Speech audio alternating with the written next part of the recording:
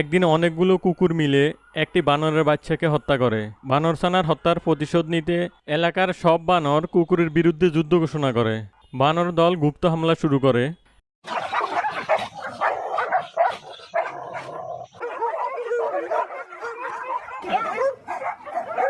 যেখানেই কুকুর ছানাদের দেখতে পেত তাদেরকে নিয়ে মেরে ফেলতো।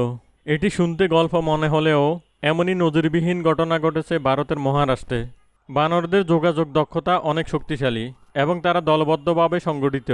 বানররা উপজাতির মতো একে অপরের সাথে যোগাযোগ করে, তাদের উপজাতি প্রস্তুত করে এবং পরিকল্পনা তৈরি করে।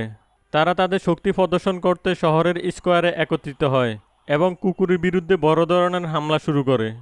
3 মাস ধরে চলা লড়াইয়ে 250টির মতো কুকুর মারা যায়। এই ঘটনায় জড়িত দুটি বানরকে আটক করে স্থানীয় বন বিভাগ।